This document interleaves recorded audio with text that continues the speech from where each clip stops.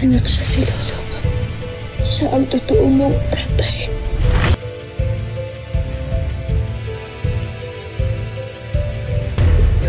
Limay, anak ko. Pinapangako ko sa'yo. Kaya tayo magkakaiwalay. Habang buhay.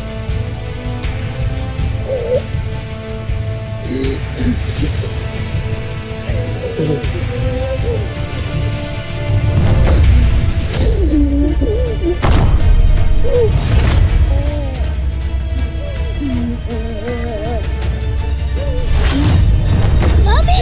Mami! Rosing!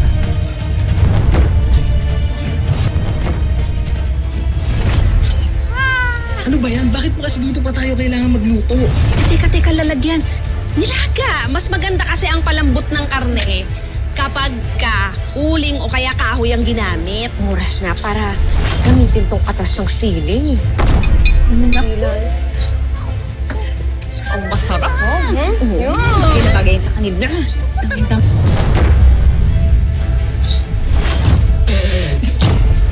Ano ba to? Ano to? Nilagang sili? Ay, okay, hindi naman ako naglagay ng sili dyan, no?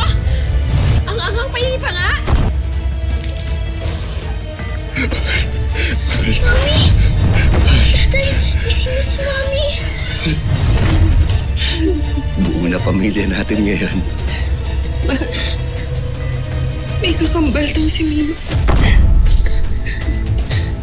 Kambal ang anak natin, so hindi ko alam kung nasan siya. Hanapin natin siya ng sabay. Paano mahanap natin yung kasama natin, anak?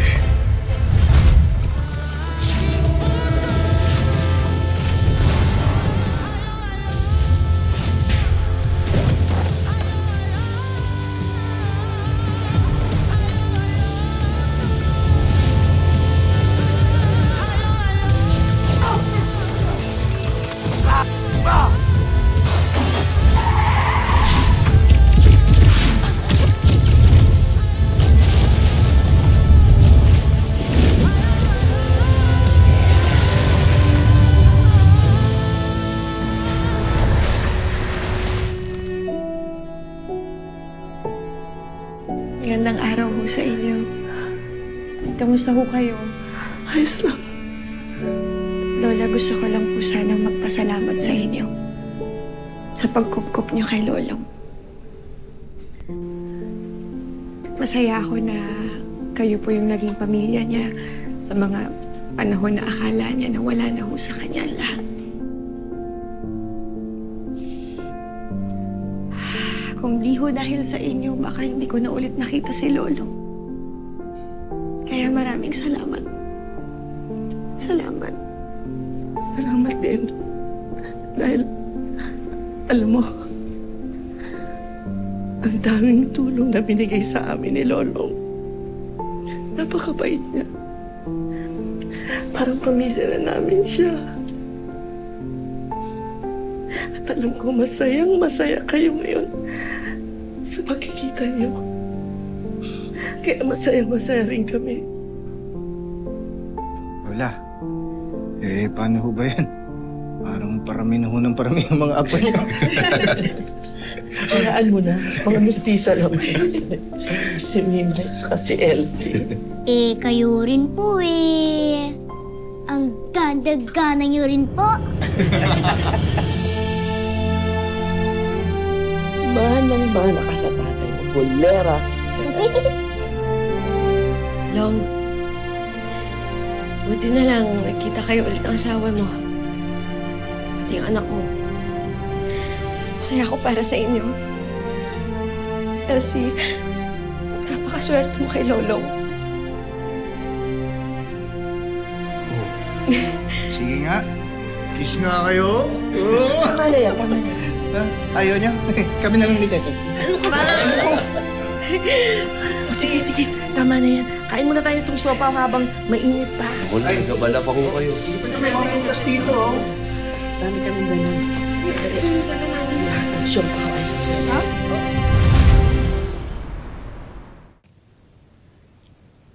Mama.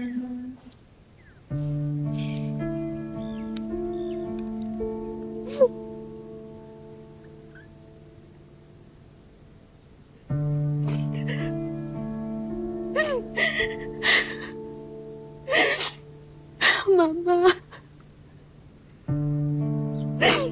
Ma, nandito na ako. Nandito na ako, Ma.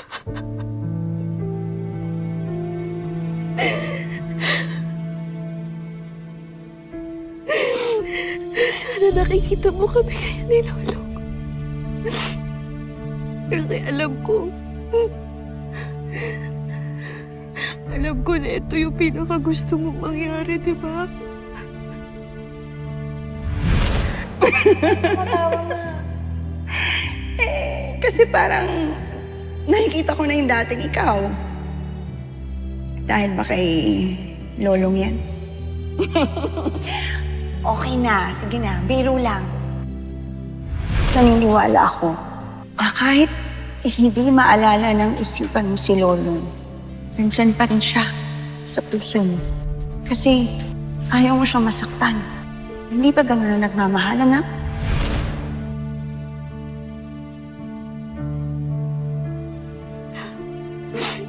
Maalam ko. Alam ko na grabe yung pinagdaanan mo sa kamay ni Naduna at ni Ivan. Ana, sinasaksakan ka namin ng gamot para hindi ka na makagalaw at makapagsalita. Kasi kapag hindi ka na nahimik, kawawa ang anak mong si Elsie at ang apo mong si Mimay. See you later.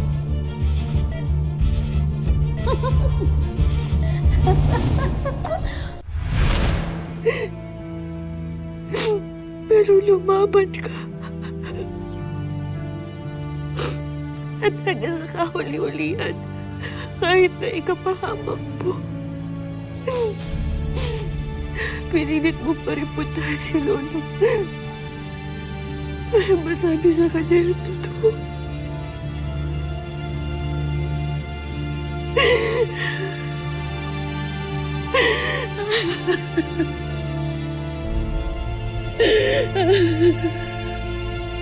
Mama. Mama, nandito na ako. Nandito na ako. Patawarin mo ko. Patawarin mo ko, Mama.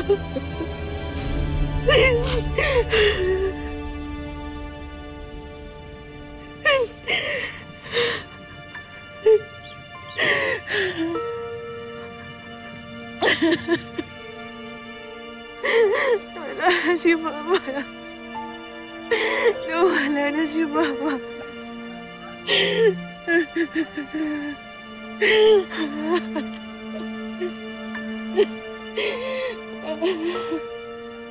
Pasmal.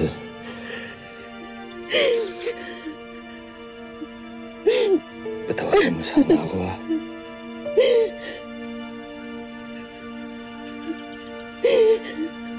Kasi hindi ko naligtas si Mama.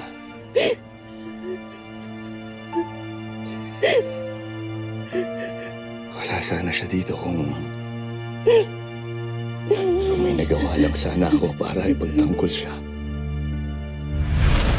Lolo? Ma? Ma!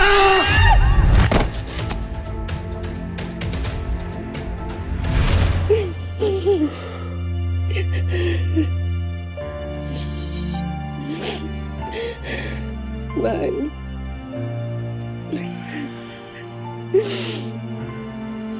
Ang importante, mahanap natin yung nawawalang kakampal ni Mimay. Ano, kailangan natin mahanap yung anak natin. Gagawin natin yan. Hanapin natin yung anak natin.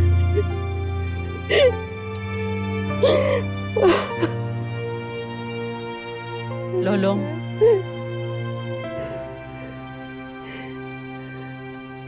Ma'am Rosenda, anong ginagawa niyo rito?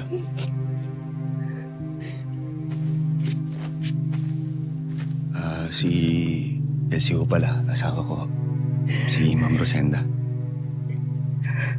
galing ako sa ospital kaso wala ka daw doon. Gusto sana kita makausap para personal ako makapagpasalamat sa'yo sa lahat ng mga nagawa mo para kay Butchoy. Sabi nila dito lang daw kita matatagpuan.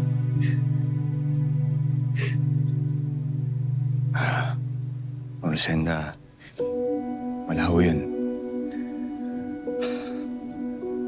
Alam niyo naman ho siguro na nakahanda ho kung gawin lahat para ho kay Butchoy.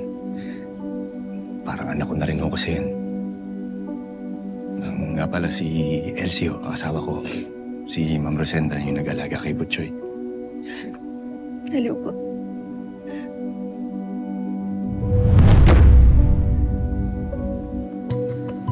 May problema ho ba?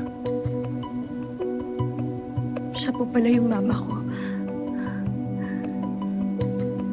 Itong babae to?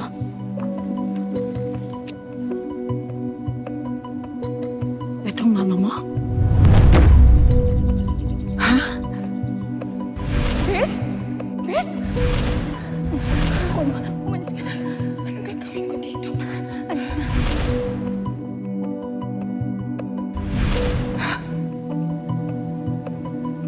Patay na pala siya.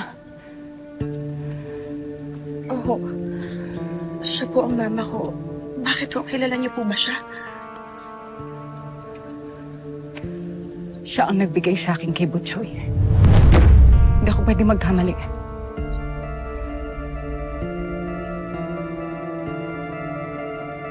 Teka lang ho. Tama ho ba yung intindi ko? Sinasabi niyo po ba na sa inyo ho binigay ng mama ko yung anak naming lalaki? Ma'am Rosenda, sigurado ba kayo sa sinasabi niya? Oo. Kung si Butchoy ho ang binigay ho sa inyo ni Mama Anak, ibig sabihin, si Butchoy ho. Mahal, ibig sabihin si Butchoy yung nawawalang kakambalin ni May. Law siya yung anak natin. Law siya yung anak natin.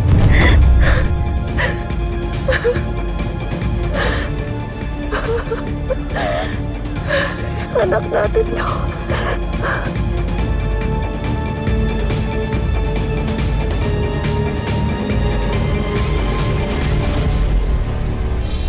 Babayad sila. Babayad sila. Pagbabayaran nila ang ginawa nila kay Ivan at kay Donna. Ang tatangan ninyo! Anong mga ginawa ninyo, ha? Anong ginawa ninyo? Tawagin ninyo ang mga natitira pa nating mga tauhan. Gagawin ko ang lahat para mapatay ang hayop na si Lolong na yan. Huwag mo nang ituloy ang mga plano mo.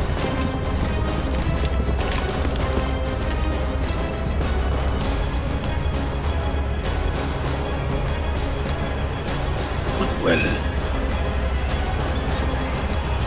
anong ginagawa mo rito? Ako nga, Julio. Kapatid ko. Hanggang ngayon, kinasusuklaman pa rin kita. Sa dami ng atraso mo sa akin. Pero panahon na para malaman mo kung anong totoo. Malaman mo na kung ano ang tunay na pagkatao ng taong gusto mong patayin.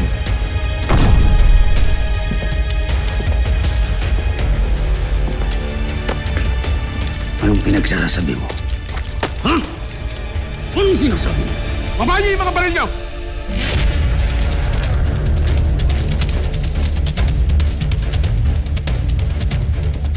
Ito na ang pagkakataon para malaman na ang tunay na pagkatao ni Lolong. Ako ang tumutulong kay Lolong. Ako ang tao sa likod ng pangil ng Maynila. Hayop ka.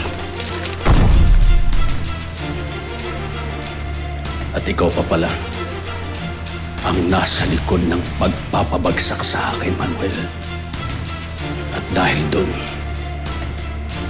wala nang natira sa akin. Ha? Meron.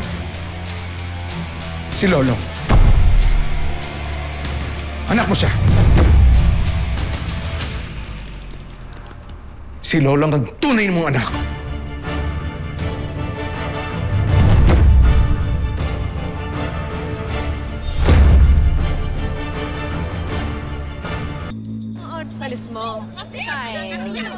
Pero nagtingin ka siya. Ay, Mars, ang baho naman dito, oh. Parang may mga basura sa paligid. Basura na nga ang mukha, basura pa ang ugali. Girls, meron kayo mga mask? Alam niyo, mask? Yan. Magtakip kayo kasi alam niyo, meron kumakalat kayo na virus. Nakakadiri. As in, nakakahawa yun. Ang pangalan, COVID-19. Tigilan mo nga yung pagpaparinig mo. Ba't di ba ako diretsahin? Bakit kita didiretsahin? May mangyayari ba? Wala! Kasi ikaw lang din magmamatapak. Tapos ano susunod mong gagawin? Lalagyan mo ng sili yung mga ulam namin. Oo nga. Hoy! Anong sili ka dyan, ha? Parang tanga. Huwag na kayo magtanga-tanga-tangahan, no? Alam namin na kayo naglagay ng sili sa nilaga ni Esther. Ikaw. Wala akong ebidensya. Tsaka sa sama ng ugali nun. Diyos ko, ang dami na kaaway dito, no? Sure. Pero ako may ebidensya ako sa kagagahan niya. Oo nga, tingnan mo to. O, ayan o. Kitang-kita sa CCTV. Si Berta at si Esther ang kumuha ng panty ko at nilagay sa bag ni Onyok.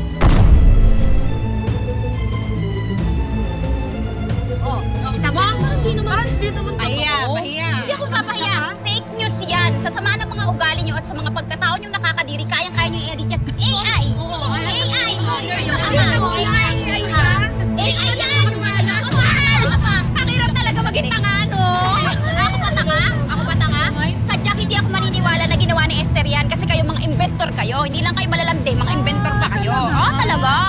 Ginawa nyo lang. Ba't hindi tayo pumunta doon? Magharap-harapan tayo para malaman na ito. May kasalanan. Punta tayo. Tara, halika. Tara, sininaman nyo.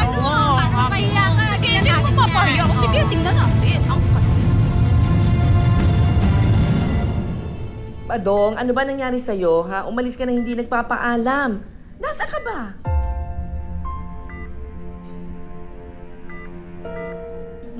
Sa bagay. O sige, mag-iingat ka dyan, ha? Ako na muna bahala dito. Sila Lolo, ayos naman. Parang gumaganda naman yung sitwasyon nila. Sana nga magpatuloy yung himala. O sige, ha? Haalagaan ko pa si Butchoy. Sige na, bye-bye.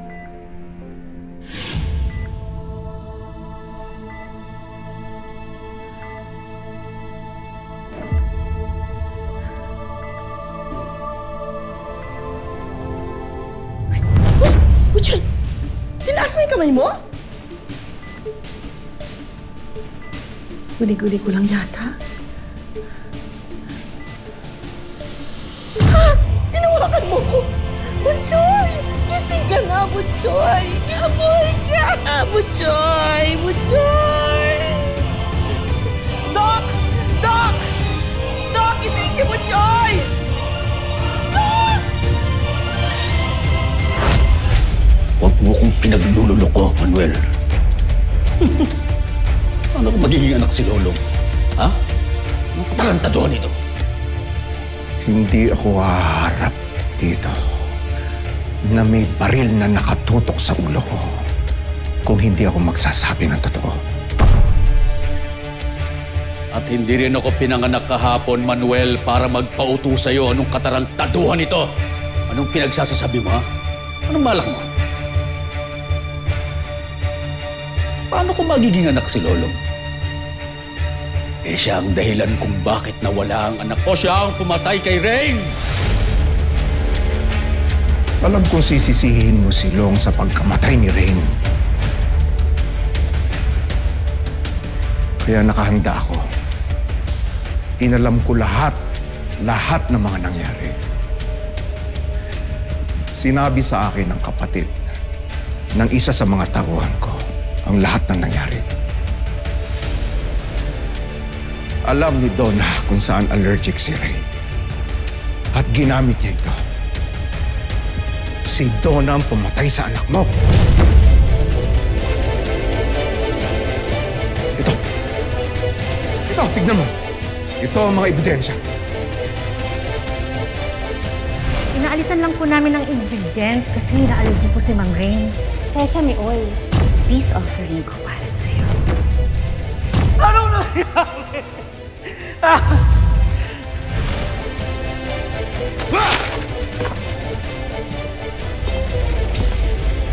Huwag mong banggitin dito ang patay. Huwag mong banggitin dito ang anak ko. Imposible yan. Hindi magagawa sa akin ito ni Donna!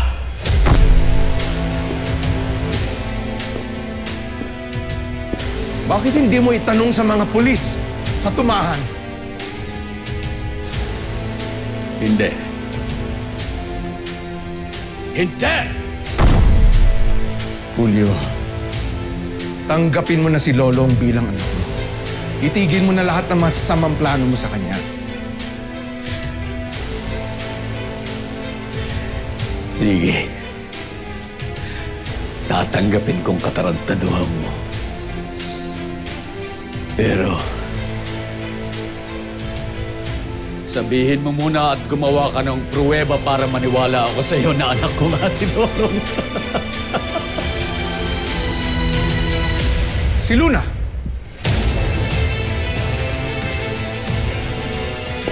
Nakita ko ang ginawa mo kay Luna. Ang babaeng pinagsamantalan mo. Baka ito na yung pagkakataon para hanapin mo si Luna. Ano nangyari? Bakit naman kailangan mapasok dito yung mga nakakadiring katubaw? Para sa anak mo. Hindi mo ba tanggap na may anak ka sa kanya? May anak ako sa Atubaw? Si Lolo ang naging bunga nun. Bago namatay si Luna, ipinampo niya yung batang nun. At si Lolong yun.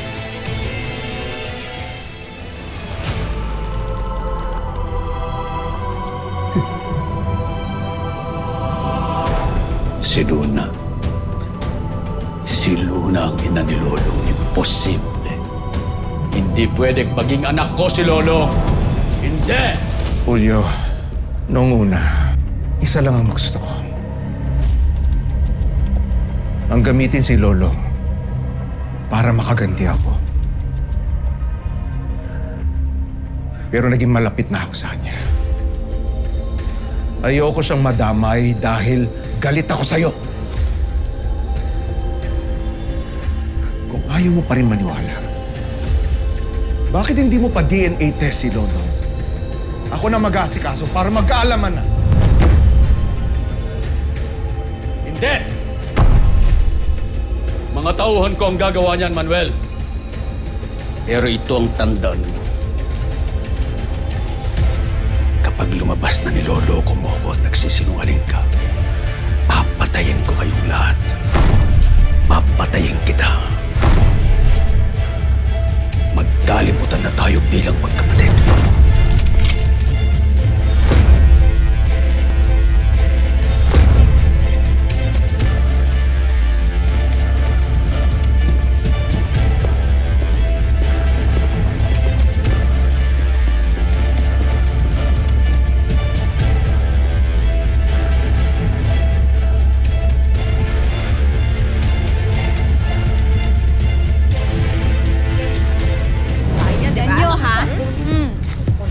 Ayaw niyo makinig, ha? Tawagin mo na yung kaibigan mong sinungaling. Oo, sige.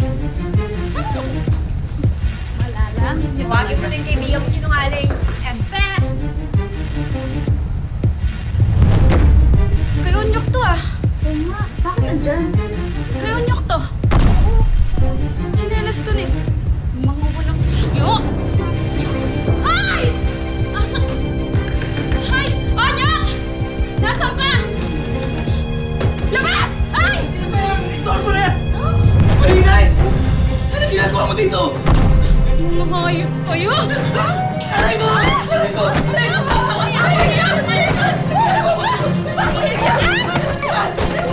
Bitaw na! Bitaw na! Aray ko!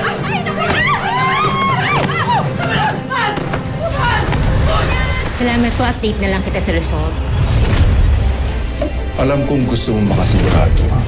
Pero ngayon pa lang sinasabi ko na sa'yo ang magiging lusutan ng DNA test na yan. Walang duda, anak mo si Lolo. Bakit ka biglang naging sad?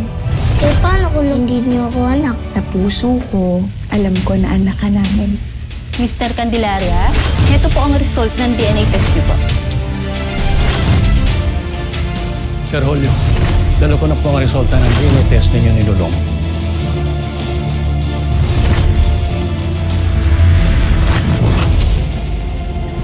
Nagulat ako nung tumawag ka sa akin at hihingi ka ng tulong. Wala na ako ibang malalapitan. Iganti mo kami kay Lolo.